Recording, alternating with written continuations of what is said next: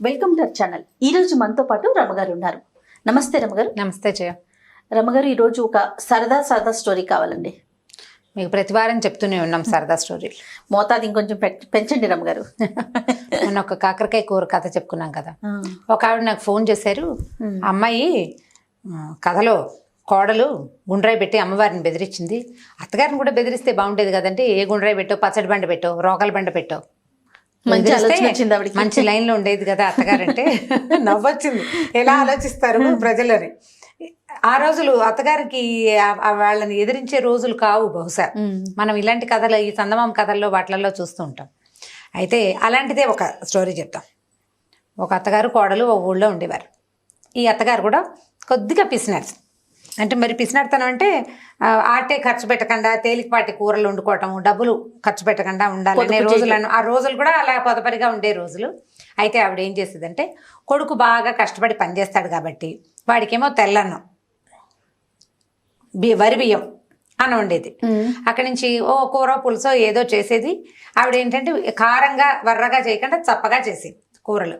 వరన్నంలోకి కారంగా వేసామనుకోండి, ఎర్రటి పచ్చళ్ళు వేసుకుంటే మండిపోతుంది. అందుకని కొంచెం చప్పటి కూరలు చేసేది. కోడలికేమో జొన్న అన్నం పెట్టేది. ఎందుకంటే కోడలు బలంగా రేపొద్దున పిల్లల్ని కనాలి, పని చేయాలి, ఎంత పని చేయాలి. అందుకని జొన్న అన్నం తింటే బాగా బలం వస్తుందని జొన్న అన్నం పెట్టేది. ఈ జొన్న అన్నంలోకి ఏంటంటే అది చప్పగా ఉంటుంది, తీపిగా ఉండదు. వరన్నంలాగా తీయగా ఉండదు, జొన్న చప్పగా ఉంటుంది. అందులోకి కారం, పచ్చిమిర్చి, ఎండుమిర్చి అలాంటివి తగిలితేనే రుచిగా ఉంటుంది. కొంచెం ఆ మాత్రం తినగలుగుతారు. ఆవిడ ఈ చప్పకూరే పులుసే వేసి పెట్టేది కోడలికి. అది తినలేకపోయేది ఆ పిల్ల. అయితే ఏమైందంటే, ఒకసారి ఓ రోజు సాయంకాలం ఈ అమ్మాయిని చెరువు దగ్గరికి కాపలాకి వెళ్ళమన్నారు. చెరువు పక్కన వాళ్ళకు ఒక చిన్న చేనేదో ఉంది. ఉంటే ఏంటంటే, ఆ చెరువు పక్కన గంగానమ్మ గుడి ఉంది ఆ ఊరిది. మామూలుగా గంగానమ్మ అంటే విగ్రహాలు అవి ఏమి ఉండవు. అక్కడ ఒక రోలు, ఓ పత్రము ఉండేవి. గంగానమ్మ రోలు, గంగానమ్మ పత్రం అనేవాళ్ళు. ఊరి వాళ్ళు ఏదైనా పెద్ద పెద్ద పచ్చళ్ళు చేసుకుంటే వెళ్ళి ఆ రోట్లో రుబ్బుకునేవాళ్ళు. ఆ చెరువు పక్కన ఉన్న రోట్లో రుబ్బుకుంటారు. పండగలప్పుడు దానికే పసుపు బొట్టు పెట్టి గంగానమ్మగా పూజ చేస్తారు. మన దగ్గర కూడా అలాంటి విధానం ఉండ్రాళ్ళకి పెట్టుకుంటాం. అవును. అయితే ఈ పెళ్ళి ఏం చేసింది, సాయంకాలం కొద్దిగా చీకటి పడుతుండగా చెరువు దగ్గరికి వెళ్తూ ఏం చేసిందంటే, ఓ అంత పెసరపప్పుని చెంగును మూట కట్టుకుని నిమ్మ చెట్లు ఏవో ఉన్నాయి వాళ్ళ తోటలో. వాళ్ళు అమ్మాయి వెళ్ళింది తోటేనమాట. సరే పెసరపప్పుని మూట కట్టుకుంది. అత్తగారంది, చీకటి పడకుండా అన్నం తినేసేయి, చీకటి పడి జొన్న అన్నం తింటే అరగదు, పెందరాళే అన్నం తినేసేయి, 9 గంటల దాకా ఉండు, అబ్బాయి వచ్చి నిన్ను తీసుకొస్తాడని చెప్పింది. సరే 5:30 అలా అయ్యింది. ఈ పిల్ల ఏం చేసింది, వెళ్ళింది కదా, వెళ్తూ ఏం చేసింది, చెంగుని మూట కట్టుకుంది కదా, ఆ చెంగుని నీళ్ల తొట్టులో ముంచింది. అంటే పెసరపప్పుని తడిపింది అనమాట. పెసరపప్పు కొంచెం నాంతుంది తడికి. మెల్లిగా చెరువు వైపుకి వెళ్ళిపోయింది. అత్తగారు మొగుడు ఇంకెక్కడున్నాడో వీళ్ళింటో ఉన్నారు. అక్కడికి వెళ్ళి కూర్చున్నాక పెళ్ళి ఏం చేసింది, సరే వచ్చేటప్పుడే చిన్న పొన్న వస్తువులు మూట కట్టుకుని తెచ్చుకుంది. ఏం తెచ్చింది, పెసరపప్పు నానబెట్టేసింది కదా కొంగునున్నది, ఒక 4-5 ఎండుమిరపకాయలు బొడ్లో దోపుకుంది. చీరకు పక్కన పెట్టి దోపేసుకుంది. చిన్న ఇంగు ముక్క, కాస్త ఇంత జీలకర్ర తెచ్చుకుంది. పచ్చడి నూరుకుంది కనమాట. సరే ఏం చేసింది, ఈ చెరువు పక్కన ఏదో పిట్టల్ని వాటిని వడిసెలు విసిరి కొట్టింది. అక్కడి నుంచి ఈ గంగానమ్మ రోలు ఉంది కదా, అక్కడ కూర్చుని పచ్చడి రుబ్బుకోవటం మొదలుపెట్టింది. ఈ పెసరపప్పు తీసి, కటికి పెసరపప్పు పచ్చడి అంటారు. కొద్దిగా నానిన పెసరపప్పు తోటి పచ్చడి నూరుకుంటారు. ఎర్రగా కారంగా బాగుంటుందన్నమాట. అందులో ఒక ఇంగువ, కాస్త ఉప్పు అవి వేసుకోవాలి. అన్ని తెచ్చుకుంది వస్తువులు. అత్తగారికి తెలియకుండా మధ్యాహ్నం నుంచి జాగ్రత్తగా చిన్న పొన్న పొట్లాలు కట్టి నడుం చుట్టూతో దొప్పుకుని తెచ్చుకుంది. అంత పెసరపప్పు మాత్రం మూట కట్టింది అనమాట కొంగున. సరే ఏమైంది, ఆ ఊరి రాజుగారు ఆ దారి వెంబడే వస్తూ చెరువు దగ్గర మంచినీళ్ళు తాగడానికి దిగితే ఈ పిల్ల రోట్లో ఏదో రుబ్బుతోంది. సరే చూస్తున్నాడు. చీకటి వేళ ఎవ్వరూ లేకుండా ఒక ఆడకూతురు కూర్చుని పప్పు రుబ్బుకుంటుంటే, ఏమిట్రా ఇది అని చూస్తారా, అదేదో వింతగా కనపడింది ఆయనకి దృశ్యం.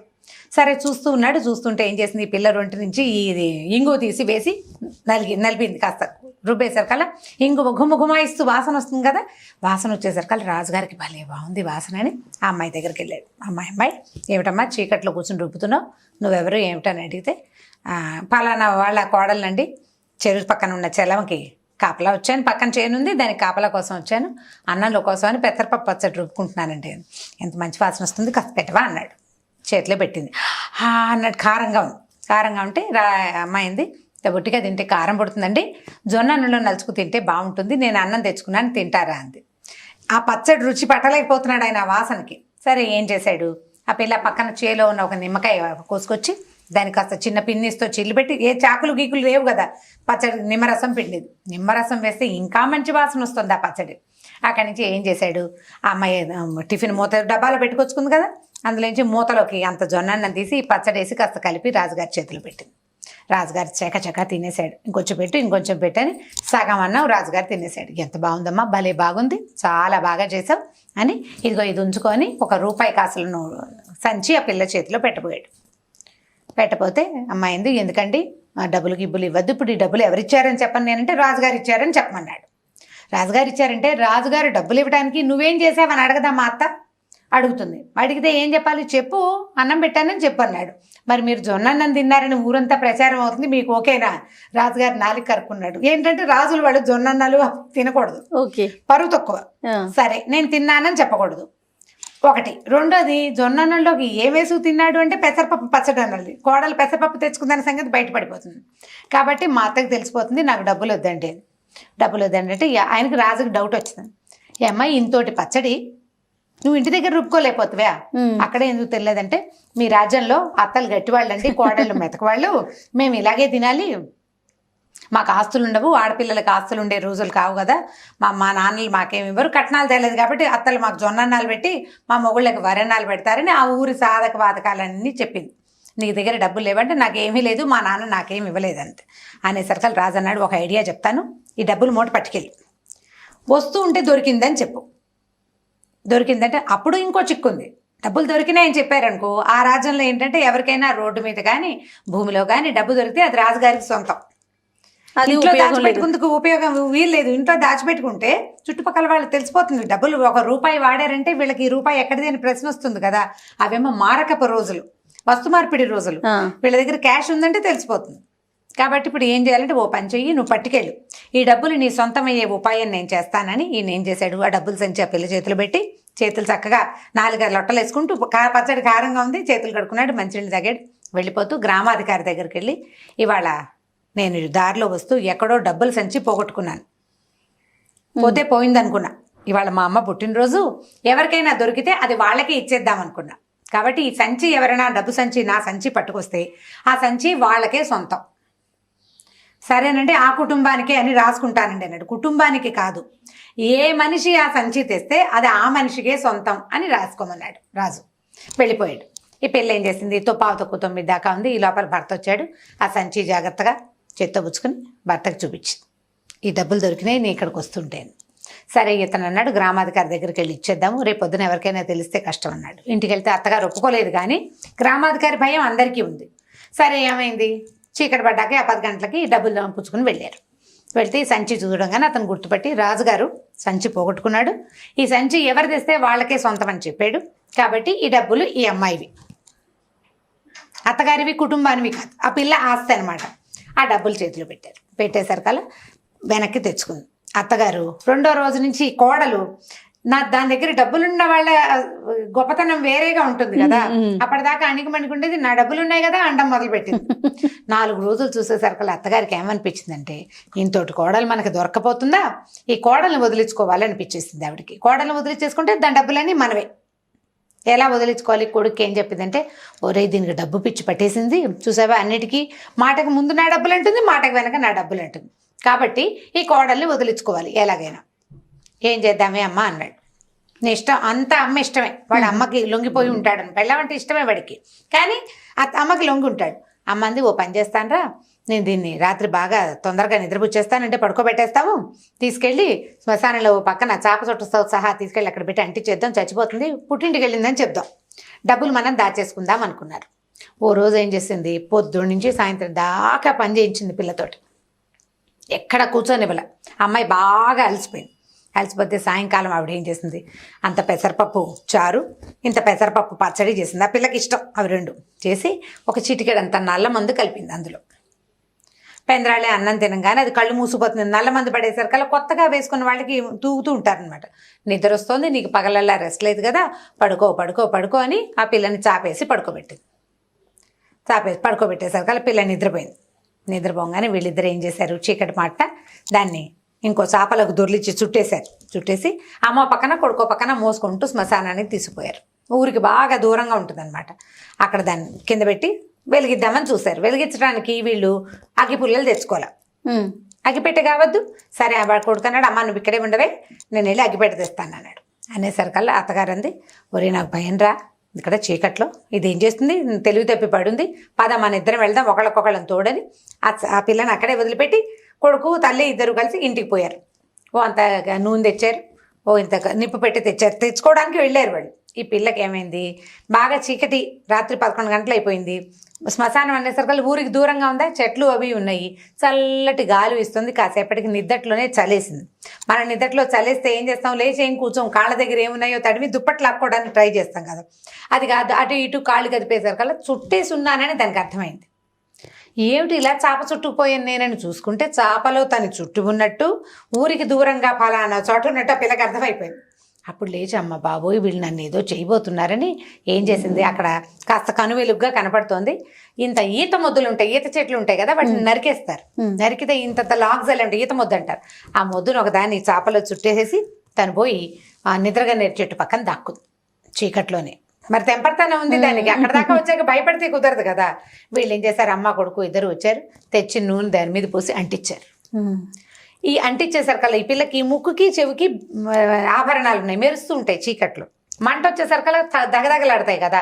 గబగబా ఏం చేసింది, ఇది మట్టిలో చేతులు ఇట్లా ఇట్లా తడివి మొహానికి చెవులకి అన్నిటికీ మట్టి రాసేసుకుంది, వస్తువులు మెరవకుండా రాసేసుకుని మెల్లిగా అలాగా చీర చెంగు దొప్పుని చెట్టెక్కి కూర్చుంది. నిద్రగా నేరు చెట్టెక్కేసి వీళ్ళు తగలబడ్డం చూసి అమ్మ కొడుకు ఇద్దరు ఇంటికి వెళ్ళిపోయారు.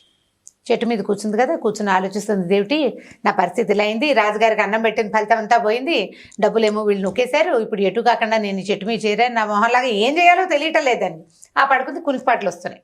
నల్ల మంది ఒకటి వేసుకుని తినేస్తుంది కదా, అట్లా నిద్రమూతగానే ఉంది. కాస్త ఆలోచిస్తుంది, మధ్యలో తెలివి తప్పి నిద్ర వస్తుంది. ఇంతలో ఏమైంది, ఊరికి దూరంగా ఉంది కదా, ఆ ఊళ్ళో నుంచి కొంతమంది దొంగలు ఈ శ్మశానం దగ్గరకు వచ్చారు. ఒక 5-6 వాళ్ళు ఏం చేశారు, డబ్బులు తెచ్చుకుని చెట్టు కింద కూర్చుని పంచుకుంటున్నారు. వాళ్ళకి వెలుగేమిటి, ఈ పిల్లని తగలెట్టుతున్నాం అనుకుని ఈత ముద్దను వెలిగించారు కదా, అది మండుతూ ఉంటుంది కణకణలాడుతూ. అమ్మ కొడుకు నుంచుంటే వాళ్ళకి అర్థమయ్యేది శవంకాలిన వాసన బాగుండదని వాళ్ళు ఇంటికి వెళ్ళిపోయారు. ఆ మంట వెలుగులో వీళ్ళు డబ్బులు పంచుకుంటున్నారు. ఈ పైన కూర్చుని కునికిపాట్లు పడుతున్న పిల్ల ఎప్పుడో పట్టు తప్పి దబేలమని వాళ్ళ మీద పడేసరికి వాళ్ళు కంగారు పడి చచ్చి, ఈ కనపడ్డదేమో దీని మొహం నిండా మట్టుంది. మనిషిలాగా వాళ్ళకి తోచలేదు. చీకటి మాట రాత్రి 1 గంటకో 2 చెట్టు మీద నుంచి ఒకటి దూకింది, దాని మొహం నిండా మసి. అక్కడి నుంచి ఏమైంది, వాళ్ళు కాస్త బెదిరిపోయి, ఓరు నాయను ఇదేదో అమ్మవారల్లే ఉంది, అమ్మవారంటే ఇదే ఏదో దూకింది మీదకి అని చెప్పేసి పారిపోయారు. పారిపోతే ఈ పిల్ల చూసుకుంది, కిందేవో చక్కగా డబ్బులు గిబ్బులు కనపడుతున్నాయి. తెల్లారేదాకా చెట్టు మొదట్లో పడుకుని నిద్రపోయింది. తెల్లవారిన తర్వాత అక్కడ మిగిలిన వస్తువులు డబ్బులు కనపడ్డాయి. వాటిని మెల్లిగా 2 మూట కట్టుకుని ఇంటి వైపుకి నడిచొచ్చింది. ఇంటికి నడిచి వచ్చేసరికి మొహం నిండా మట్టి ఉందన్న ఇంగితం లేదు దానికి. తలుపు కొట్టితే అమ్మ కొడుకు తలుపు తీసి తెల్లబోయారు. అమ్మో బ్రహ్మరాక్షస అయిపోయింది, కోడలు చచ్చిపోయి అది వచ్చేసింది మన మీద, కానీ తలుపేసేసారు వాళ్ళు. వేసేసి ఇది అరిచొచ్చి కేకలు పెట్టింది, అత్తయ్య అత్తయ్య తలుపుతీ అత్తయ్య, నేనే వచ్చాను అత్తయ్య అంటే, అదేమిటి వీళ్ళకి అర్థం కాలేదు, చంపేసాం, ఇది వచ్చేసింది. భయపడితే, మీరు భయపడకండి, నేనేం రాక్షసం కాను, మనిషినే, స్వర్గానికి వెళ్ళి తిరిగి వస్తున్నాను, తలుపు తీయండి అంది. అనేసరికి వాళ్ళు ఏం చేశారు, సరే ఇదేదో బాగానే ఉందని తీశారు తలుపు. మొహం కడుక్కుంది, లోపల పళ్ళు తోకుంది, మొహం కడుక్కుంది, లోపలికి వచ్చి కూర్చుంది. అత్తయ్య తినడానికి ఏమైనా పెట్టవా, చాలా దూరం నడిచాను నేను. అది ఎక్కడికి నడిచావే, శ్మశానం నుంచి ఇంటికి రావడానికి. ఏంది శ్మశానం కాదు అత్తయ్య, నేను స్వర్గం నుంచి నడిచిస్తున్నాను, నేను రాత్రి మీరు నన్ను తగలెట్టారా, స్వర్గానికి వెళ్ళిపోయాను, మామయ్య కనిపించాడు నాకని చెప్పి.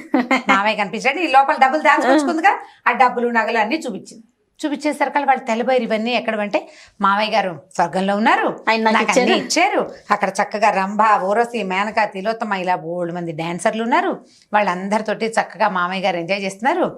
నేను వెళ్తే ఆయన ఇక్కడ ఉండగా ఎలా ఉంటే సన్నగా ఇలకట్టుకుని ఉండేవాడా, స్వర్గంలో బాగా తిని నున్నగా అయ్యాడు. నేను కూడా రాత్రి వాళ్ళ దగ్గర చక్కగా అవి ఇవి పళ్ళు అవి తిన్నాను, నడకెక్కువైంది, కానీ ఇవన్నీ ఇమ్మన్నారు, మీ అత్తను చూసి ఎన్నాళ్ళు అయిందే అన్నాడు మామయ్య అని చెప్పింది. చెప్పేసరికి నమ్మేశారు వీళ్ళు, ఎందుకంటే వీళ్ళు అంటించారు కదా.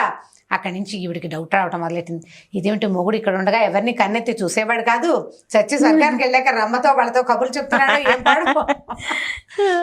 అక్కడి నుంచి దాన్ని స్వర్గం కబుర్లు అడగడం మొదలెట్టింది కోడల్ని.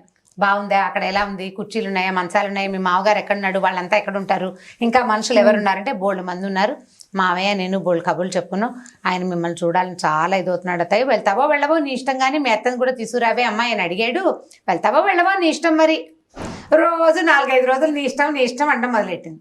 ఈవిడికి ఓ పక్కన మొగుడిని చూద్దామని ఉంది, ఆయన అక్కడ ఏం పువ్వులు పూయించేస్తున్నాడు అని డౌట్గా ఉంది. అక్కడి నుంచి ఏమంది ఓ రోజు కొడుకుతోటి, ఒరే ఎలాగైనా ఇది వెళ్ళొచ్చింది, నన్ను కూడా అక్కడికి పంపించండి రా, 2 రోజులు వెళ్ళి మీ నాన్నని చూసొస్తాను, స్వర్గానికి వెళ్ళొచ్చేసింది కదా కోడలు మరి, అందుకని నన్ను కూడా పంపించరా అని అడగటం మొదలెట్టింది. కొడుకు అన్నాడు, ఏమోనే అమ్మా నువ్వు సరిగ్గా వస్తావో రావంటే, ఎందుకు రాను, అది రాలా, ఆ మాత్రం తెలివితేటలు నాకు లేవు, నేను వస్తాను రాను. అక్కడి నుంచి వెళ్ళి ఏం చేశారు, సరేనని నువ్వు ముందు దానికి ముందు నల్లమంది వేసుకోవాలి, అన్నం పెట్టారు, నల్లమంది వేసి తీసుకెళ్లి అంటించేశారు. మరి స్వర్గానికి వెళ్తానంటోంది కదా. కొడుకు ఏమర్థం అవుతుంది, వాళ్ళ అమ్మ ఏదంటే అదే వాడు, రెండో మాట వాడికి లేదు. చాలా మంది ఉన్నారు అలాంటి కొడుకులు ఇప్పటికి కూడా, ఇప్పటికీను. తీసుకెళ్ళి అంటించారు. అంటిస్తే 2 రోజులైంది, ఏమిటే మా అమ్మ రావట్లేదు అంటాడు వాడు భర్త. అతను అడుగుతున్నాడు అనమాట, మా అమ్మ ఏమిటే 2 రోజులైనా రాదు, 4 రోజులైనా రాదు, ఏమోలే ఆయన వదిలిపెట్టి రాలేకపోతుందో ఏమిటో, కాదే ఇక్కడ గొడ్డు కదా, ఆవిడేమిటి వెళ్ళేటప్పుడు ఆవు ఈనమోపు మీద ఉంది, ఆవి నాటికి వచ్చేస్తాను జున్ను తినడం కోసం అని చెప్పింది. ఆవినింది, జున్ను అయ్యింది, తెరపిన పడ్డాయి, ఏమీ లేవు, పాలు మామూలుగానే ఇచ్చేస్తుంది, ఆవు జున్ను పాలు అయిపోయినాయి. అయినా అత్తగారు రాల. అత్తగారు రాపోయేసరికి కొడుకు ఒక 15-20 రోజులు అయ్యేసరికి డౌట్ వచ్చేసింది, మా అమ్మ ఏమిటి అక్కడే ఉండిపోయిందా, నేను ఏం చేయాలి. ఆయన సర్కల్ అమ్మాయి ఏం చేసిందంటే తాపీగా మొగుడిని కూర్చోబెట్టి సాంగంగా జరిగిందంతా చెప్పింది. మీరు నన్ను ఇది చేయబోయారు, ఇప్పుడు మీ అమ్మ వెళ్ళిపోతే నీకు నొప్పి తెలుస్తోంది, నేను తిరిగి రాకపోతే నీకు తెలిసేదే, రాజుగారు ఇచ్చిన డబ్బులు నువ్వే పట్టుకు మీరే తీసేసుకుని, నేను రోడ్డు నుంచి పట్టుకొచ్చిన డబ్బులు కూడా మీరే తీసేసుకోవాలని మీ ఉద్దేశము అని భర్తకి బాగా అర్థమయ్యేలాగా బ్రెయిన్ వాష్ చేసింది అనమాట.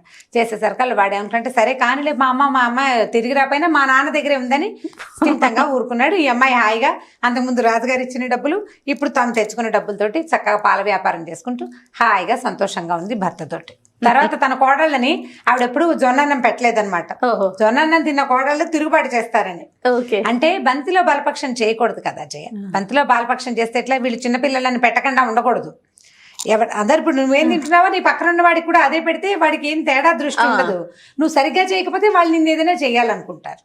అత్తగారులకు పాఠమే కదా ఇది, అత్తగారులకు గుణపాఠమే. ఊళ్ళో ఎవరు అత్తగారులు ఏం చేశారో మరి, చాలా ఉంటాయి ఇలాంటి కథలు, బోల్డ్ అని కనపడతాయి. చాలా బాగుంది. స్వర్గారోహణ పర్వం కథ బ్రహ్మాండంగా ఉంటుంది. ఫన్నీగా ఉంది రమ్మగారు, పిల్లలకు కూడా కొంచెం కామెడీగా నవ్వుకోవడానికి బాగుంటుంది. ఇలా చేయకూడదు, ఇలా చేయొచ్చు అని చెప్పడానికి కూడా ఉపయోగపడుతుంది. రైట్ రమ్మగారు, ఇంకో స్టోరీతో మళ్ళీ కలుద్దాం. ఓకే జయ, థ్యాంక్ యూ అండి. ఈ వీడియో కనుక మీకు నచ్చినట్లయితే లైక్ చేయండి, షేర్ చేయండి, మరిన్ని వీడియోస్ కోసం మా ఛానల్ని సబ్స్క్రైబ్ చేసుకోండి. నమస్తే రమ్మగారు. నమస్తే జయ. రమ్మగారు, మనము నావెల్స్ని కూడా డిస్కస్ చేస్తున్నాం కదా, మరి ఈ రోజు ఏం చెప్తున్నారు? ఎదన్పూడి సులోచనారాయణ గారిది విజేత, బాగుంటుంది. సినిమా తీశారు విచిత్ర బంధం పేరుతోటి. నాగేశ్వరరావు గారు, వాణిశ్రీ. ఓకే. అయితే సినిమా ఏమంత హిట్ అయినట్టు జ్ఞాపకం లేదు నాకు, అంత హిట్ అయినట్టు లేదు సినిమా. ఓకే. నావెల్ చాలా బాగుంటుంది. అంటే అనుకోని పరిస్థితుల్లో ఎలా అంటే, మా మనుషులు ఉద్రేకానికి లోనైతే ఎలాంటి పనులు చేసేస్తారు, చేసిన పొరపాటును సరిదిద్దుకోవడానికి ఎంత సమయం పడుతుందో. క్షణికమైన ఉద్రేకం, క్షణికోద్రేకం పదం వింటుంటాం కదా, ఆ ఉద్రేకానికి లోనైన ఒక హీరో కథ. ఓకే. కథ చాలా బాగుంటుంది. నావెల్ చదవడానికి కూడా మంచి ఏమంటారు, హ్యూమన్ రిలేషన్స్ బాగా చర్చిస్తారు. కానీ ఆ రోజులు మారాయి కదా రమ్మగారు, నావెల్స్ని మూవీస్గా తీసే కల్చర్ అనేది కొంచెం తగ్గింది కదా ప్రెజెంట్. అయితే ఇప్పుడు కాదు, ఎందుకు తగ్గింది, తీస్తూనే ఉన్నారు, మాడిఫై చేస్తారు ఏదో ఎంతో కొంత. పూర్తిగా దాన్ని తీసుకోరంటారా? పూర్తిగా తీసుకోవట్లేదు. ఇప్పుడు ఆ అని ఒక సినిమా వచ్చింది, అతని పేరెంట్ నితిన్ చేసింది, మరి అది ఆవిడది మీనా కథనే కొంచెం మాడిఫైడ్ మీనా కథ, మాడిఫై చేయబడిన మీనా కథ. చాలా సందర్భాల్లో మనకి మీనా గుర్తొస్తుంటుంది అందులో. ఓకే. ఆయన ఓపెన్గా కూడా చెప్పినట్టున్నారు త్రివిక్రమ్ బహుశా దాన్ని. సులోచనారాయణ గారి కథ ఫ్రేమ్ అది. ఈ రోజులకు తగినట్టుగా ఏదో చేసుకుంటున్నారు. అందులో అతని చెల్లెలకి, ఈ అమ్మాయికి కుదిర్చిన పెళ్లి కొడుకుతో అతని చెల్లెలకి పెళ్లి చేయటం మీనాలో ఉంది, అదే ఇక్కడ పెట్టారు. ఆ అమ్మాయి పల్లెటూరు వెళ్ళటం అలాగే కనపడతాయి. ఇప్పుడు ఎవరో ఒకళ్ళు చెప్పని కథల్ని తీయలేరు కదా, కథనే తీస్తున్నారు. డైరెక్ట్గా నావెల్గా వచ్చిన వాటిని తీయటము ఒక రవ తగ్గిందని అనుకోవాలి, కానీ తీస్తూనే ఉన్నారు. అదేలేండి, మీరు అన్నట్లుగా కొంచెం మార్పులు చేర్పులు చేసుకుంటున్నారేమో.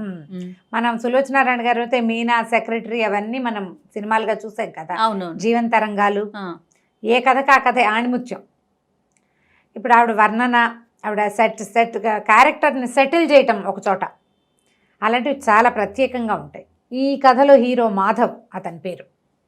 తను ఏంటంటే స్వాతంత్రోద్యమంకి ఉత్సాహపడి స్వతంత్రం రావడానికి 4-5 సంవత్సరాల ముందు ఉద్యమంలోకి వెళ్ళినవాడు. పట్టేశారు అతన్ని, జైల్లో పడిపోయాడు. స్వతంత్రోద్యమానికి ముందు ఇలా దొరికిన వాళ్ళందరినీ జైళ్ళలో పడేశారు కదా. అతను ఇంటి నుంచి తల్లి అతను ఒక మేనమామ కూతురు. ఆ పిల్లంటే చాలా ఇష్టం అతనికి. ఆ సుధయ్ అతని ప్రాణం అనుకుంటాడు. కానీ వెళ్ళే నాటికి అతనికి పెద్ద వయసు ఏం లేదు, 20 ఏళ్ళు ఉన్నాయో అంతే, 19-20 సంవత్సరాలు. ఆ పిల్ల ఒక 14-15-16 ఏళ్ళది. అయితే ఇతను ఉద్యమంలోకి వెళ్ళిపోయాడు. వెళ్ళిన తర్వాత అరెస్ట్ అయ్యాడు. స్వాతంత్రం వచ్చిన తర్వాత అరెస్ట్ అయిన వాళ్ళందరినీ వదిలిపెట్టేశారు కదా. ఈ వదిలిపెట్టేసినప్పుడు అతను తిరిగి వస్తున్న దాంతో కథ మొదలవుతుంది. 1947లో 47 నాటి కథ అని మనకి తెలిసినప్పటికీ తర్వాత కథలో చర్చించబడ్డ కొన్ని విషయాలు, కొన్ని రకాలు అవి చూస్తే కాస్త తర్వాత ఆవిడ 70వ దశకాల్లో రాశారు ఆ కథ, 70sలో రాశారు, 60-70 మధ్యలో అనుకో. కొంచెం ఆధునికపు పోకడలు కనపడుతూ ఉంటాయి కథలో, కొంచెం ఎక్కువ కాదు, కొద్దిగా. మరీ 47 నాటి భాష అది ఏం కాదు, అది ఓకే లేటెస్ట్ 80sలో మనం మాట్లాడిన భాష, పుస్తకాల్లో చదవగలిగే భాష, బాగుంటుంది స్టోరీ. అయితే ఈ మాధవ్ తిరిగి వస్తాడు తన ఊరికి. తిరిగి వస్తే ఒక జీప్లో వస్తుంటాడు. ఆ జీప్ వచ్చే దారిలో ఒక చోట ఒక గుర్రాల బండి ఒకటి, కోచ్, అది బురదలో దిగబడిపోయి కనపడుతుంది. కనపడితే వాళ్ళు ఆ కోచ్ తాలూకు ఆ కోచ్ మ్యాన్ సహాయం చేయమని కారు ఆపుతాడు. సరే చూస్తే ఏమవుతుంది, ఆ కోచ్లో ఒక అందమైన అమ్మాయి ఉంటుంది. ఒక 16-17 సంవత్సరాలు ఉంటాయి. అటు ఇటుగా ఇతను సుధ వయసు అనుకో, 18 ఏళ్ళు నుంచి 17-18. పిల్ల చాలా అందంగా మంచి బట్టలతోటి బాగా డబ్బున్న వాళ్ళ పిల్లలే కనపడుతుంది, అందమైన పిల్ల. అయితే ఈ కోచు ఇందులో దీనికి చేతులు, బండిని బైక్ తోస్తాడు, చేతులు కడుక్కోవడానికి నీళ్లు కనపడ, బురదలో టైర్ చక్రము బురదలో దిగిపోయింది, అక్కడ నీళ్లు ఉన్నాయని చూపిస్తారు. ఆ నీళ్ల కోసం వెళ్ళినప్పుడు అది కొంచెం వెన్నెల రాత్రి, ఆ వెలుగులో ఆ పిల్ల మొహం అతనికి స్పష్టంగా కనబడుతుంది. ఆ అమ్మాయికి పైపెదవ మీద పుట్టుమచ్చ ఉంటుంది. దానికి వేసి చూస్తే అతనికి మరదలు జ్ఞాపకం వస్తుంది. ఆ అమ్మాయి కూడా ఇలాంటి పుట్టుమచ్చ ఉంది, కుడి ఎడమలుగా ఉంటాయి. అది చూస్తూ చూస్తూ అమ్మాయి కర్చీఫ్ ఏదో నాప్కిన్ లాంటిది అందిస్తుంటే నాప్కిన్ పుచ్చుకోకుండా చేయి పట్టుకుంటాడు. పట్టుకునేసరికల్లా అమ్మాయి వెంటనే యూ రాస్కెల్ అనేసి చేయి లాగేసుకుంటుంది, తిట్టేస్తుంది. ఇతను అది కాదు ఇది కాదని మళ్ళీ చేయి పుచ్చుకోవడానికి ప్రయత్నం చేస్తాడు. ఆ అమ్మాయి ఏం చేస్తుంది, మెళ్ళో ఆ పిల్లకి ఒక పులిగోరు పథకం వేళ్లాడుతుంటుంది. టక్కిన మెళ్ళో ఇంచి ఆ పులిగోరు తీసి అతని మొహం మీద పొడి చేస్తుంది. అంటే తనను తను కాపాడుకోవడానికి చేసిన ప్రయత్నం. నిజానికి అతను ఏం చెయ్యల, కానీ చీకటి మాటను ఎవరైనా చేయి పుచ్చుకుంటే అలాంటి ఉద్దేశం కలుగుతుంది. ఆ పిల్ల అపార్థం చేసుకుంటుంది. ఇతను కూడా మనిషి దృఢంగా భారీగా పెద్దవాడిగా ఉంటాడు, పొడుగాటివాడు. ఆ వయసు వాళ్ళని నమ్మలేరు ఆడపిల్లలు. దాంతో ఇతను మొహం పక్కకి తిప్పేసరికి అలా బుగ్గ మీద పొడుగ్గా గీసుకుపోతుంది, నెత్తురు వచ్చేస్తుంది, భగ్గుమంటుంది మొహం. హడిలిపోతాడు. ఆ అమ్మాయి అది కాదు ఇది కాదని నేను చెప్పే లోపలే ఆ అమ్మాయి కాస్త పరిగెత్తుకుంటూ వెళ్ళి ఆ గుర్రబండి మీద కూర్చుని ఎడాపెడా ఆ గుర్రాలని బాధేస్తూ పరిగెత్తిచ్చేస్తుంది అక్కడి నుంచి. ఏదో జరిగిందని చూసిన వాళ్ళకి అర్థమవుతుంది, కానీ ఏం జరిగిందో తెలియదు. మళ్ళీ వచ్చి జీప్లో కూర్చుంటాడు. జీప్ డ్రైవర్ వీడు ఏదో చేశాడనిపిస్తుంది, అమ్మాయికి పిచ్చర్లే ఉందంటాడు. అయిపోయింది ఇక్కడి నుంచి ఇంటికి వెళ్ళిపోతాడు. ఇంటికి వెళ్ళేసరికల్లా వాళ్ళ ఇల్లు, ఇంటి ప్లేస్లో ఏదో ఉంటుంది. ఒక ముసలాయన ఎవరో కనపడతాడు, బాబాయ్. అయ్యో నువ్వు చనిపోయావు అనుకున్నాడు రా నాయన, మొత్తాన్ని బతికే ఉన్నావు, 5 సంవత్సరాలు 4-5 ఏళ్ళు అయిపోయింది. ఆంటీ ఇంటికి తీసుకెళ్తారు, అన్నం అదే పెడతారు. తీరా చూస్తే తల్లి లేదు, చనిపోయింది. సోదాలకి వీళ్ళ ఊరు కూడా వచ్చారు. వాళ్ళ అమ్మ గుండె పగిలిపోయి ఆవిడ పోయింది. ఆ ఇల్లు ఇంకా ఈ పిల్లాడు చచ్చిపోయాడని వచ్చింది వార్త. దాంతో ఇంటినేమో స్కూల్కి ఇచ్చేశారు ఇతని జ్ఞాపకార్థంగా. సుధ ఏమైందంటే, సుధనేమో వాళ్ళ మేనమామ వచ్చి తీసుకెళ్ళాడు. ఈ అమ్మాయికి ఇతనికి మాధవ్కి మేనమామ కూతురు. మాధవ్ మేనమామ భార్య ఉంది కదా, ఆమె అన్నదమ్ములు ఎవరో వచ్చి ఈ పిల్లని తీసుకుపోయారు. దాని గురించి వివరాలు ఏమైనా తెలుసా అంటే, ఏవో ఉత్తరాలు, రాసిన ఉత్తరాలు చూస్తే వాళ్ళంతా చాలా మంచివాళ్ళని, తన్ని బాగా చూసుకుంటున్నారని రాస్తుంది. కానీ వీళ్ళని కోల్పోయానన్న బాధ ఆ ఉత్తరాల్లో కనపడుతుంది. ఇక ఏమీ చేయలేక బయలుదేరిపోతాడు. చాలా దిగులుగా ఉంటుంది, ఏం చేయాలో తెలియదు.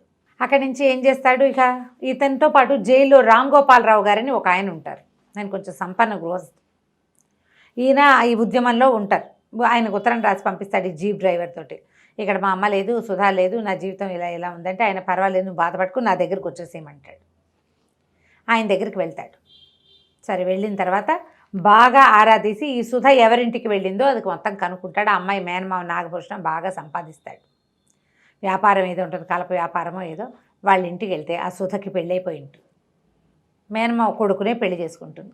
తనకు తెలిసిన అందాల భరిని కాదు ఈ పిల్ల. చక్కగా బొద్దుగా చిన్నగా బాగా క్యూట్గా ఉండే అమ్మాయి కాకుండా పుష్టిగా ఒంటి నిండా నగలతోటి బాగా దెబ్బతోటి వచ్చిన దర్పంతో ఉన్న అమ్మాయి కనపడుతుంది. ఆడపిల్లని నాకు అంతకంటే వేరే దారి లేకపోయింది అని అనలేదనిపిస్తుంది అతనికి. ఏదో చిన్నప్పుడు అనుకున్నావు అవి ఇవి ఇప్పుడు ఎందుకుంటాయి అవన్నీ భలేవాడివి బాబా అంటుంది. కానీ మేనత కొడుకు చిన్నప్పటి నుంచి ఇతనితో కలిసి పెరిగింది, ఇతను బతికొచ్చాడని సంతోషపడుతుంది. ఒక విసుగు పుట్టేస్తుంది ఇతనికి జీవితం అంటే ఇక్కడ ఉండకూడదు అనుకుంటాడు. ట్రైన్ ఎక్కుతాడు. ఆ ట్రైన్ ఎక్కేటప్పుడు ఏమవుతుంది, పొరపాటున ఒక ఫస్ట్ క్లాస్ కూపేలోకి వెళ్తాడు. అతను ఎక్కిన తర్వాత ఎవరో వస్తారు. తీరా చూస్తే ఏ అమ్మాయి అయితే తన బుగ్గ మీద ఇలా ఘాటు పెట్టిందో ఆ అమ్మాయి అక్కడ ఉంటుంది. ఇక ఏం చూస్తే ఎవ్వరు ఉండరు, ఆ కూపేలో వాళ్ళిద్దరే ఉంటారు. ఆ పిల్లని బాగా బెదిరించి ఏడిపించాలనిపిస్తుంది ఇతనికి. పెద్దవాడు కాదు కదా, ఓ 24-25 ఏళ్ళవాడు. ఆ అమ్మాయి అంతకంటే రెచ్చిపోయి తిట్టినట్టుగా బిహేవ్ చేసేసరి కల్లా ఆ పిల్లని బలవంతం చేసేస్తాడు. ఒక ఆపుకోలేని తనంతో ఏం చెయ్యాలో తెలియదు. అయ్యో ఇంత పని చేశాను, ఈ పిల్ల జీవితం పాడు చేశాను అనిపిస్తుంది. అటు తోటకూర కాడలా పడిపోతుంది. బ్రీఫ్గానే రాస్తారు. సరే ఏమనుకుంటాడు, ఇంత పని చేసి నా మొహం ఎలా చూపిస్తాను, రామ్ గోపాలరావు గారు నన్ను పిలిచారు, నేను మంచివాడిని, ఇలాంటి పని చేశానని తెలిస్తే ఏమైనా క్షమిస్తారా ఎవరైనా? ఏమీ చేయలేక ఆ పిల్లని అక్కడ వదిలిపెట్టేసి ఆత్మహత్య చేసుకుందామని దిగేస్తాడు. ట్రైన్ దిగుతాడు. అమ్మాయి లోపల పడి ఉంటుంది. దిగేస్తాడు. కానీ దూకేసే టైంకి జీవితం మీద ఏదో ఒక ప్రీతి వెనక్కి అడుగేసేస్తాడు. చావడు, చనిపోవడానికే వెళ్తాడు. ఆత్మహత్యకే ఇంత పని చేశాను నేను అని. అక్కడి నుంచి ఆ రామ్ గోపాల్ గారి దగ్గరికి వెళ్ళిపోతాడు. ఆయన చాలా బాగా చూసుకుంటారు. ఇతనికి ఆ అమ్మాయి ఎంతసేపు గుర్తొస్తూ ఉంటుంది.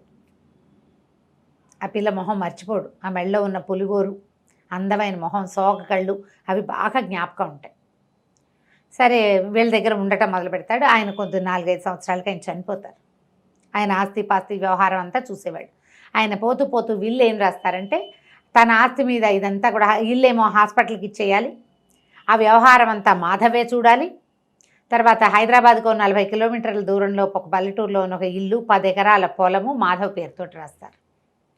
ఈ హాస్పిటల్ గార్డియన్షిప్ అంతా మాధవ్కి. ఆయన చుట్టుపక్కలకి ఎవరికి ఆస్తి ఎవరు, దాంతో వాళ్ళంతా బాగా గొడవ చేస్తారు. హాస్పిటల్ ఏర్పాట్లు అన్నీ చేస్తాడు. ఇంకా లాయర్ రాసిన తర్వాత వీళ్ళకి ఇంక చేసేదేముంది, ఆ పల్లెటూరుకి వెళ్తాడు. మధ్యలో అమ్మాయికి అతనికి ఆ వయసు వాడికి కొంచెం డబ్బులు చేతిలో ఆడుతున్న వాడికి ఆడపిల్లలు తారసపడకుండా ఎందుకుంటారు, కానీ ఎవరితోటి అతను ఇన్వాల్వ్ అవ్వడు. ఎంతసేపు ఆ పిల్లే గుర్తొస్తుంటుంది అతనికి. ఈ రామ్ గోపాల్ గారి సహాయంతో చదువుకున్న ఒక ప్రసాద్ అని ఒక కుటుంబంతో కొంత పరిచయం ఏర్పడింది. అతనికి ఒక చెల్లి ఉంటుంది. ఆ పిల్లకి ఇతనంటే ఇష్టం, కానీ ఆ అమ్మాయి దగ్గరికి వెళ్ళినప్పుడు ఆ అమ్మాయి గుర్తొస్తుంటుంది, ఆ ట్రైన్లో పిల్ల. దాంతో ఆ అమ్మాయితో కూడా ఇన్వాల్వ్ అవ్వడు. వివాహం లేదు, ఇలాగే ఉన్నాడు. ఆ ఊరు వెళ్తాడనమాట. ఊరు వెళ్తే వీళ్ళ ఇంటికి దూరంగా అది నది వైపుకి వెళ్ళే దారిలో ఒక చిన్న పెంకుటిల్లు ఉంది. అయితే అక్కడ మేనేజరు చూస్తే ఇల్లంతా బాగా పాతగా ఉంటుంది, ఇల్లంతా బాగు చేయించుకుంటాడు. పొలం అది ఏర్పాట్లు అవుతుంటాయి. చక్కగా ఇల్లంతా సెట్టింగ్ చేయించుకుని ఇక్కడే ఉండాలని వచ్చేస్తాడు. హైదరాబాద్కి దగ్గరే కదా, ఏముంది కారులో వెళ్ళి రావచ్చు, జీప్ ఉంది అతని దగ్గర, అలా అనుకుంటాడు. చూస్తే ఆ చిన్న పెంకుటి ఇంట్లో నుంచి చెరువు నది వైపుకి వెళ్ళే దారిలో ఒక పెంకుటిల్లు ఉంది. ఆ కాస్త కొనేస్తే ఇక్కడి నుంచి అక్కడ దాకా తోట డెవలప్ చేయొచ్చు, గార్డెన్ డెవలప్మెంట్ బాగుంటుందని చెప్తాడు మేనేజర్. ఆ ఇంటి వాళ్ళని అడగమంటే వాళ్ళు ఒప్పుకోరు. అందులో ఎవరు లేరు, తల్లి, ఓ పిల్లాడు. వాళ్ళు ఎవరితోటి మాట్లాడరు. పేదవాళ్ళు ఏదో వ్యవసాయం చేసుకుంటారు, చిన్న పొలం ఉంది, దున్నుకుని ఏవో కూర మొక్కలు అవి పెట్టుకుని దాంతో కాలక్షేపం చేస్తారు. వాళ్ళ దగ్గర డబ్బులు లేవు, కానీ వాళ్ళు ఆ ఇల్లు అమ్మరు. సరే ఇతను ఏం చేస్తాడు, వాళ్ళని ఎన్ని విధాలు అడిగి చూసినా వాళ్ళు ఒప్పుకోరు. ఓ రోజు అక్కడికి వెళ్తాడు. వెళ్ళేసరికల్లా ఆ ఇంటికి ఒక ముసలావిడ కనపడుతుంది, కానీ ఆవిడేం పెద్దగా మాట్లాడదు. ఆ ఇంటికే వెళ్తే ఆ ఇంట్లో ఒక పిల్లాడు ఉంటాడు, 14 ఏళ్ళ వాడు. 14 ఏళ్ళు అలా ఉంటాయి. వాడికి ఏదో యాక్సిడెంట్లో నడుము విరిగిపోయింది, వాడు నడవలేడు, మంచం మీద ఉంటాడు. ఈయన్ని చూసి అసలు కిరిబిక్కిరైపోతాడు సంతోషంతో. కాస్త చదువుకున్న మొహం చూసి ఎన్నేళ్ళు అయిందో, వీళ్ళంతా పల్లెటూరు వాళ్ళు అని చెప్తే అది మీది ఈ ఊరు కాదంటే, చిచ్చి వీళ్ళు ఈ ఊరికి మాకు ఏం సంబంధం, మా సంబంధం లేదు, మా నాన్న నవాబు దగ్గర మిలిటరీ ఆఫీసర్, రజాకార్ మూమెంట్లో మా నాన్నని కాల్చేశారు, మరి నేనేమో పారిపోయే క్రమంలో గోడ మించి పడిపోయి నా నడుము విరిగిపోయింది, అందుకని నేను మంచాన్ని పడిపోయా, మా అక్క నేను ఆయా ఉంటాం, ఆవిడ మీ అమ్మగారు, చిచ్చి ఆ అమ్మ ఏమిటి అమ్మ కాదు ఆయా అని చెప్తాడు. ఆయా అక్క తమ్ముడు ఉన్నారు. ఇక ఈ పిల్లాడితో ఫ్రెండ్షిప్ చేస్తాడు. ఆ పిల్లాడిని చూస్తే ఉసూరు అనిపిస్తుంది. ఎవరో ఒకళ్ళు ఉండద్దు ఇలాగా ఆ వయసు పిల్లలు, పైగా చదువుకున్న ఆగర్భ శ్రీమంతుల ఇంట్లో పుట్టిన పిల్లవాడు ఇట్లా పాపం ఒంటరిగా పడున్నాడని ట్రాన్సిస్టర్ కావాలి పాటలు వింటానంటే రేడియో పంపిస్తాడు. 2 సార్లు తిరుగుతాడు. 3వసారి ఆ ఇంట్లో ఉన్న అమ్మాయి ఎదురుపడుతుంది అతనికి. తీరా చూస్తే ఆ అమ్మాయి ఎవరో కాదు, ఏ అమ్మాయినైతే ట్రైన్లో వివసంగా ఉన్న పిల్లని వదిలిపెట్టి పారిపోయాడు అతను, ఆ పిల్ల ఇక్కడ కనపడదు. అతనికి అర్థమవుతుంది అతను చెప్పే వాళ్ళ అక్కయ్య ఈ అమ్మాయి అని. దాన్ని బతంలాడడానికి ప్రయత్నిస్తాడు. అమ్మాయి ఇంకా ఏం చేయడానికి వచ్చావు, మా జీవితం సర్వనాశనం అయిపోయింది, ఇంకేం చేస్తావు నువ్వు అంటుంది. ఏం జరిగిందో ఆ కోచు మెడ నిండా ఒంటి నిండా బంగారం ఖరీదైన బట్టల్లో చూసిన పిల్ల ఇప్పుడు ఒక దిక్కు లేకుండా ఆ కాళ్ళు విరిగిపోయిన పిల్లవాడితోటి ఒక పాత చీర కట్టుకొని మట్టిలో పనిచేస్తూ కనపడుతుంది. ఈ స్థితికి తను ఎట్లా కారణమయ్యాడో అతనికి అర్థం కాదు. తనే కారణమా అనిపిస్తుంది. అక్కడి నుంచి ఈ పిల్లాడు ఏం చేస్తాడు, ఉత్తరం రాసి పంపిస్తాడు, మా నాన్న మా అక్కయ్య ఒప్పుకోవట్లేదు, ట్రాన్సిస్టర్ తీసేసుకోండి అని. కానీ అతను వదిలిపెట్టాడు. ఇప్పుడు ఎలాగైనా ఆ పిల్లని సాధించాలంటే ఈ పిల్లని పట్టుకోవాలనుకుంటాడు. అమ్మాయి కావాలి ఇతనికి. ఇంకా జీవితంలో వేరే ఆశ ఏం లేదు, ఇదే నా తాలూకు చుక్కాని నా జీవితానికి అనిపిస్తుంది. ఎంత ట్రై చేసినా అమ్మాయి ఇతనితో మాట్లాడు. ఆ పిల్లాన్ని బాగా మాలిం చేస్తాడు. నీ కాళ్ళు తెప్పిస్తాను నేనంటే అప్పుడు డాక్టర్ని తీసుకొస్తాడు. నేను చేయిస్తాను, అప్పుగానే ఇస్తా, మీరు అప్పు తీర్చుకోండి. అక్క ఒప్పుకోదు కానీ అంటే నేను ఇలాగే బతకాలా అని ఏడుస్తాడు తమ్ముడు. ఎందుకు వాడి మొహం తనకి గిట్టదో చెప్పదు. ఇంకేం చేస్తారు, ఇక ఆపరేషన్ తప్పనిసరి. ఆపరేషన్ చేయిస్తారు. మరి కాళ్ళు వస్తాయి, నడకొస్తుంది, క్రచెస్ తోటి వాటితో నడవగలుగుతాడు. తప్పనిసరి అయ్యి ఆయా అమ్మాయి పేరు సంధ్య, ఇద్దరు ఇతనితోటి లొంగి ఉండాల్సి వస్తుంది.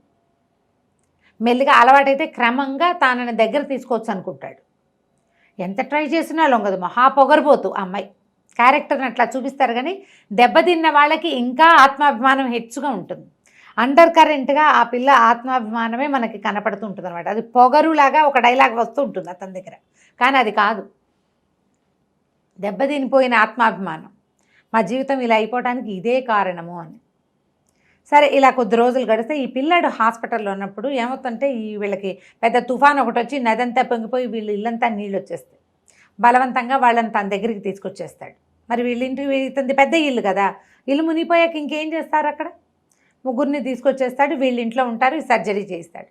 ఈ సర్జరీ అయ్యి అతను కొంచెం నార్మల్ అయ్యే క్రమంలో ఆ జ్యోతి అనే అమ్మాయి, ఆ ప్రసాద్ చెల్లెలు అక్కడ కనపడుతుంది హాస్పిటల్లో. అబ్బో వీళ్ళు చాలా గ్రంథసాంగులు, వీళ్ళు ఎక్కడ దొరికారు నీకు అని అడుగుతుంది. అడిగేసరికల్లా అదేంటి అట్లా అంటావు, ఏమిటి అదంటే నాకు వీళ్ళ సంగతులు అన్నీ తెలుసు, కావాలంటే నేను నీకు నిరూపిస్తాను అంటే. తీరా ఏమి నిరూపిస్తుందో వాళ్ళని ఇంటికి పంపించాక అమ్మాయి ఏం నిరూపిస్తుందో చూడాలనుకుంటాడు. ఈ పిల్లంది ఇది అందంగా కనపడుతుంది, నంగనాచి ఓ పిల్లండి కానీ హాస్పిటల్లో బారేసింది అని చెప్పేసరికల్లా పిల్లాన్ని చూపించమంటాడు. నిర్ఘాంతపోతాడు అతను. చూపించమంటే ఒక శరణాలయంలో, అంటే ఒక కాన్వెంట్లో, హాస్పిటల్కి అనుబంధంగా ఉండే కాన్వెంట్, ఆ కాన్వెంట్లో ఈ సంధ్యకి డెలివరీ అయింది. ఆ పిల్లవాడు ఇక్కడ ఉండిపోయాడు. దాంతో వెళ్తారు జ్యోతి ఇతను. ఆ పిల్లాడు చూస్తే ఆ పిల్లవాడు తనలాగానే కనపడతాడు ఇతనికి. 4 ఏళ్ల పిల్లాడు. ఆవిడేం చెప్తుందంటే, అయ్యో ఎంత సంధ్యకి కళ్ళు పాడే పూడుకుపోయాయా, ఇంత అందమైన పిల్లాడు, వీడిని ఎట్లా వదిలిపెట్టిందంటే ఆవిడంటుంది, కాదు అసలు ఆ అమ్మాయికి స్పృహే లేదు, చాలా బలహీనంగా ఉంది, అసలు అమ్మాయి బతుకుతుందని కూడా మేము అనుకోలేదు, పిల్లాడు బతుకుతాడు అనుకోలా. ఆ 9-10 నెలల ప్రెగ్నెన్సీలో ఆ పిల్ల గట్టిగా అన్నం తినదే లేదు, ఏదో రుణానుబంధం వల్ల ఈ పిల్లాడు పుట్టాడు కానీ లేకపోతే పుట్టవలసింది కాదు, ఆ పిల్లే చచ్చిపోవాలి. ఆహారం కూడా లేదు తనకి సరిగా, ఏదో ఆకలికి ఒక గుప్పెడు తినే తప్పిస్తే బలవర్ధక ఆహారం లేని పరిస్థితిలోనే ఉంది. ఏదో ఒక పొరపాటున జరిగింది. అయితే ఈ పిల్లాడు 3 రోజుల దాకా 5 రోజుల దాకా బతుకుతాడు అనుకోలేదు, మేము తల్లి పిల్లని పంపించేసాం. పిల్లవాడు బతికాడని నేను మళ్ళీ వాళ్ళ నాన్నకు ఫోన్ చేస్తే ఆయన నేను ఎవరో తెలియదు అన్నట్టుగా బిహేవ్ చేశాడు. ఆ తర్వాత రజాకార్ మూమెంట్లో ఆయన్ని కాల్ చేశారని తెలిసింది. ఆ తల్లి పిల్ల ఏమైపోయారో, ఆ అమ్మాయి ఏమైపోయిందో తెలియదు. ఈ పిల్లాడు చాలా అందమైన పిల్లాడు, చాలా తెలివైన వాడు, నేనే పెంచుకుంటున్నాను అని చెప్తుంది ఆ కాన్వెంట్ మదర్. ఇక ఆ పిల్లాడిని చూసేసరికల్లా ఏం చెప్తుందంటే, ఈ జ్యోతి పిల్లాడి తండ్రే వీడని చెప్తుంది అక్కడ చూపించటం కోసం. పిల్లాడి తండ్రి అంటే పోలికలు కనపడుతున్నాయి కదా చక్కగా, దాంతో ఆ సిస్టర్ నమ్మేస్తుంది. అక్కడి నుంచి పిల్లని దగ్గరికి తీస్తే వస్తాడు దగ్గరికి. వాడు కొంచెం జనముద్దైన పిల్లాడు, అందరితోటి కొంచెం బాగుంటాడనమాట. తర్వాత ఇతను మర్నాడు వెళ్ళి మాట్లాడుకుని సంధ్య నా దగ్గరే ఉందని చెప్పి పిల్లాన్ని నాకు ఇచ్చేయమని అడిగి తెచ్చేసుకుంటాడు. ఇంటికి తెచ్చేస్తాడు. ఆ ఇంట్లో ఆల్రెడీ సంధ్య ఉంది, ఆయా ఉంది. వాసుని స్కూల్లో చేర్పిస్తారు, ఒక కాన్వెంట్లో చేర్పిస్తారు. ఇదంతా అప్పే అనుకోమంటాడు. పెద్దయ్యాక తీరుద్దు కానీ నాకు సరైన టైంలో ఎవరు చదువు చెప్పించలే, నన్ను ఎవరు చూడలేదు, నీకు ఒక అవకాశం లభించింది, అది తీసుకోమంటారు. మరి వాళ్ళ ఇంట్లో ఉంటున్నందుకు ఏదైనా పని చేసి పెట్టద్దు. అందుకని ఇంటి పని చేయడానికి దానికి ఆయా వాళ్ళు ఒప్పుకుంటారు, ఇంట్లోనే ఉంటారనమాట. ఆయా ఏముంటుందంటే, ఇప్పుడు చూడు నీ కోసం అని ఎంత సర్దుకున్నాను అనమ్మా నేను. ఇప్పుడు ఇంత పెద్ద వయసు వచ్చాక నాకు స్థిమితంగా ఎక్కడైనా ధైర్యంగా బతకాలనుంది, బతికినన్నాళ్ళు నీకు ఇష్టం లేదంటే వెళ్ళిపోదని చెప్పంటు. ఇప్పుడు ఇంతకాలం కష్టపడ్డారు, ఏం చేస్తుంది, ఊరుకుంటుంది అనమాట. అతనితో ఉండటం ఇష్టం లేదు, మెల్లిగా అలవాటు పడతారు. పిల్లాన్ని తీసుకొచ్చేసరికల్లా వాడు సంధ్య అని పిలుస్తాడు, మెల్లిగా అమ్మ అని పిలవటం మొదలు పెడతాడు. తిడుతుంది అన్నేందుకు, వీడికి ఇలాంటి వాళ్ళు ఎన్ని పనులు చేశాడో, ఎవరు పిల్లాడో పిల్లాడు అనుకుంటుంది. నిజం చెప్పడు, కానీ పిల్లాన్ని మాత్రం అమ్మాయికి అలవాటు చేస్తాడు. ఎంత ట్రై చేసినా ఆ అమ్మాయిని సరిగ్గా చేసుకోలేకపోతాడు ఇతను. ఈ సందట్లో మళ్ళీ ఇతని మేనమావ కూతురు ఉంది కదా, అతను అమ్మాయి భర్త వస్తారు ఇక్కడికి. చూస్తే వాడు కూడా ఈ అమ్మాయికి కాలేజీలో సీనియర్. ఇదే మంచివాడేం కాదు, బోళ్ళని గ్రంథాలు ఉన్నాయి, మా ఆవిడ కూడా వాడి చుట్టూతానే తిరిగేది అని చెప్తే ఈ అమ్మాయికి ఇంకా అగ్నిలో ఆజ్యం పోసినట్టు అయిపోతుంది. సరే ఇతను ఎక్కడికో వెళ్తాడు. వెళ్ళేసరికి ఇతనికి విసుగు పుట్టిపోతుంది. ఇంకా నేను ఇది సరిచేయలేను, నా దారి నేను ఎటైనా వెళ్ళి ఈ పిల్లాన్ని తల్లికైనా అటాచ్ చేస్తే. ఆయన రామ్ గోపాల్ గారు ఆస్తి ఎట్లా చేస్తారంటే, ఇతని వారసులకే దక్కాలి, మాధవ్కి అమ్మే అధికారం లేదు, పిల్లాడికి ఆస్తి వస్తుంది. ఇక ఈ అమ్మాయిని చేస్తే అమ్మాయి కనీసం స్థిమితంగా అయినా బతుకుతుందని అనిపిస్తుంది అనమాట. ఎక్కడికో వెళ్తాడు. వెళ్ళేసరికల్లా ఏమవుతుంది, అప్పుడే ఆ మేడం, ఈ ఆవిడ ఉంది కదా మదర్, అసలు కాన్వెంట్ మదర్ ఉత్తరం రాస్తుంది, పిల్లాన్ని చుట్టానికి వస్తున్నాను నేను. ఈ అమ్మాయికి ఏం తెలుసు, మాధవ్ ఊళ్ళో లేరు, మీరు రండి తప్పకుండా అని ఉత్తరం రాస్తుంది. తెలియదు కదా. తీరా ఆవిడ వచ్చేసరికల్లా ఆవిడని చూడంగానే ఆయా పారిపోతుంది లోపలికి. ఆవిడ సంధ్యను చూసి ఆశ్చర్యపోతుంది. నువ్వు ఇక్కడే ఉన్నావా అంటూ. నేను ఇక్కడే ఉంటామంటే, నేను ఎప్పుడు ఇక్కడే ఉన్నానంటే, అదేమిటి మీ ఇద్దరు పెళ్లి చేసుకోలేదా, అప్పుడు పెళ్ళి అవ్వలేదు కదా. అప్పుడు ఈ అమ్మాయికి అర్థమవుతుంది ఈ పిల్లాడు తన పిల్లాడేనని. ఆయా ఏడుస్తుంది. ఏం చేయను మరి, నువ్వు ఇంటికి వచ్చిన స్థితి బాగుండలేదు, తర్వాత నీకేమో ప్రెగ్నెన్సీ, మీ నాన్న ఏమో కొట్టి చంపేస్తాడు తండ్రి, ఎందుకు ఎక్కడి నుంచి వచ్చిందో ఇది చెప్పమని. ఎవరని చెప్తుంది, ఆ పిల్లకి ఏం తెలియదు, ఎవరో తెలియదు, నాకంటే బాగా కొట్టి నాన్న హింసిస్తాడు తండ్రి. చివరికి పెద్ద నెలలు వచ్చేసే ఏమీ చెయ్యలేక ఆ ప్రెగ్నెన్సీని కాన్వెంట్లో డెలివరీ చేసి పిల్లాన్ని వదిలించేసుకుంటారు. అప్పుడు అసలు నువ్వే బతుకుతావో లేదో తెలీదు, నిన్ను అడ్డాల్లో నుంచి పెంచాను, మీ అమ్మ దగ్గర నుంచి నేనే పెంచాను, నీ తమ్ముడిని నేనే పెంచా. ఇప్పుడు నీ పెంచిన ప్రేమ నాకు ముఖ్యం, ఆ చంటిగుడ్డు పసిగుడ్డు ముఖ్యం కాదు కదా, నేను పెంచుకున్న పెళ్ళే నాకు ముఖ్యం, అందుకని తీసుకొచ్చేసాను. ఆ ఇల్లు వాళ్ళ పల్లెటూరులో ఉన్నది కూడా ఈ ఆయా భర్తకి రావు బహదూర్ గారు ఇచ్చిందనమాట, గిఫ్ట్. అందరూ చచ్చిపోయారు, ఆ అమ్మాయి మొగుడు కూడా, ఆయా మొగుడు కూడా పోతాడు ఆ రజాకార్ మూమెంట్లో. ఆవిడకి పిల్లలు లేరు. ఈ అయ్యగారి కూతుర్ని కొడుకుని తీసుకొచ్చి తన పల్లెటూరు తీసుకొచ్చి తనతో పాటు ఉంచుకుంటుంది. ఆయాగానే ఉంటుంది. తనకి వాళ్ళ నాన్న ఇచ్చిందైనా తనకిచ్చేసింది, దాని మీదే ఉంటారు తన అక్క తమ్ముడు.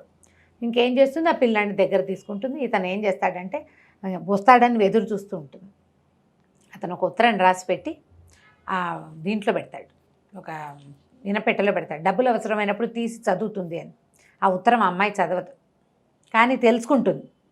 ఇప్పుడు పిల్లాన్ని తీసుకొచ్చాడంటే తనని ఆదరించే ఉద్దేశంతో తీసుకొచ్చాడు, అందుకే తన వెంట పడుతున్నాడు. వస్తాడని చూస్తుంది. తీరా పెద్ద పిడుగు లాంటి వార్త వస్తుంది, ట్రైన్ యాక్సిడెంట్లో మాధవ్ చనిపోయాడు అని. ట్రైన్ యాక్సిడెంట్ అవుతుంది. కలకత్తా నుంచి మేనేజరు వాళ్ళు వీళ్ళు వస్తారు. ఇతను చాలా పెద్ద బిజినెస్ నడుస్తోంది కదా, వాళ్ళు వచ్చి ఇది దొరికింది, ఆయన బెల్టు అవి దొరికినాయి, సామాన్ల బ్యాగ్ దొరికిందంటే ఏం చెయ్యాలో తెలీదు, చనిపోయాడు. ఆయా ఆశ్చర్యపోతుంది. ఇతనే తండ్రి అని ఏనాడైనా చెప్పావు, పోనీ ఇన్ని రోజుల నుంచి చూస్తున్నప్పుడైనా ఇతని వల్లే నాకు ఆ పిల్లాడు కలిగాడని నువ్వు నాకు చెప్పలేదు, ఎంత గుట్టు, నేను తల్లిని కాదు చూడు నీకంటూ. మీ అమ్మకైతే చెప్పవా, చెప్పకుండానే చేసావు. అతను ఎంత బాధ్యత తీసుకున్నాడు, ఇంటల్లుడు చేయవలసినవన్నీ చేశాడు కదా, నువ్వు మాత్రం చెప్పలేదంటుంది. ఈ తీరా ఇతను చనిపోయాడని వార్త వస్తుంది. ఏం చెయ్యాలో తెలీదు. అతను ఈ లోపల వాసు వస్తాడు. ఆ పిల్లాడిని చూసుకునే బాధ్యత కూడా వాసుకు అప్పచెప్తాడనమాట. నువ్వే ఏదో అన్నావు, అందుకే ఆయన ఎక్కడికో వెళ్ళిపోయాడని అక్కని తిట్టిపోస్తాడు. ఇక అసలు ఆయన మొహమే గిట్టదు. ఏదో చేసావు నువ్వు ఏమన్నావో ఆయన కష్టం కలిగేలాగా. ఆయన ఎక్కడికో వెళ్ళాడు, ఎన్నాళ్ళకి రాడు, చివరికి వార్తేమో ఈ మరణ వార్త వచ్చేస్తుంది. ఒక 15-20 రోజులు పోయాక అసలు ఇంట్లో దీపాలు పెట్టుకోవటానికి కూడా మనసు లేకుండా అయిపోతారు వీళ్ళు. మరణం, ఇల్లు వాకిలి ఈ అమ్మాయికి అప్పచెప్పేశాడు. సరే ఒకరోజు రాత్రి తెల్లవారుజామున అర్ధరాత్రికి ఒక కారు వస్తుంది. తీరా మాధవ్ దిగి వస్తాడు కారులో ఇచ్చి. యాక్సిడెంట్ అయ్యింది, అతని బ్యాగు అవి కొట్టేశారు ఎవరో. అతనికి ఏదో జ్వరం వచ్చింది, అక్కడెక్కడో ఉండిపోయాడు. ఇన్ని రోజులకి ఓపిక తెచ్చుకుని మళ్ళీ వెనక్కి వచ్చాడు. నువ్వు ఉత్తరం చదవలేదా అంటాడు. బాగా అరిచి కేకలేసి పోట్లాడుతుంది, ఏడుస్తూ. సో పిల్లాన్ని ఇంత కఠినాత్ముడు, ఆ పిల్లాన్ని తీసుకొచ్చావు, పోయి నీ పిల్లాడేనా నువ్వు నాకు చెప్పలేదు, నేను చెప్పడానికి ప్రయత్నం చేసినా నువ్వు వినలేదంటాడు. విందు అప్పుడు అమ్మాయి ట్రై చేస్తాడు, అమ్మాయి విందు, అందుకేక ఉత్తరం రాసి పెట్టానంటాడు. ఉత్తరం వల్ల తెలియలేదు నాకు దీనివల్ల తెలిసింది, మా కాన్వెంట్ నుంచి ఆ మదర్ వచ్చింది, అంచేతే నాకు తెలిసిందని చెప్తుంది. తీరా ఉత్తరం తీసి మెల్లిగా చదువుతుంది. ఎట్లా అతను తన కోసం బాధపడ్డాడు, చేసిన పొరపాటుని అతను సరి చేసుకోవడానికి ఎంత ప్రయత్నం చేశాడో. జీవితంలో ఇంకేదీ లేదనుకున్నప్పుడు ఆశ మళ్ళీ పిల్లాడు కనపడేసరి కల్లా ఇది బాగుందనిపించింది. ఆ పిల్లాడిని తెచ్చాక కూడా అమ్మాయి సెట్ కాదు. మెల్లిగా సర్దుకుంటారు.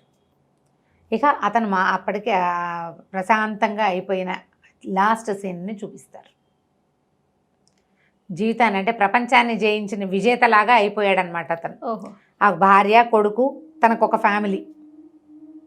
తను చేసిన ఏనాటి పొరపాటో చక్కటి స్వరూపంలో అందమైన సౌధంలాగా మళ్ళీ జీవన సౌధం కుదిరిపోయింది.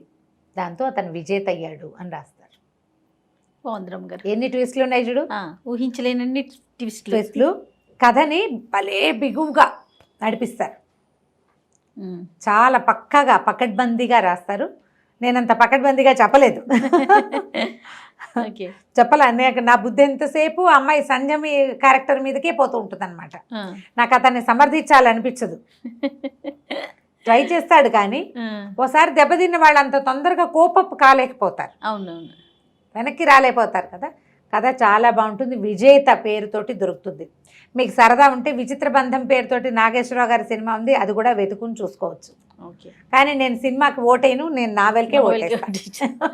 నవలే చాలా బాగుంటుంది, తాపీగా నిదానంగా చదువుకోవచ్చు.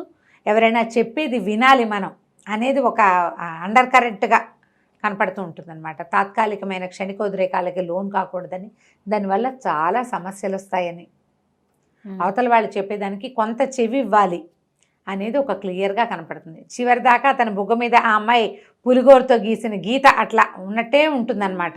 ఎవరైనా అదేమిటి అనగానే అమ్మాయి గుర్తొచ్చేస్తుంది అతనికి. చాలా బాగుంది రామ్ గారు. రైట్, నమస్తే. నమస్తే.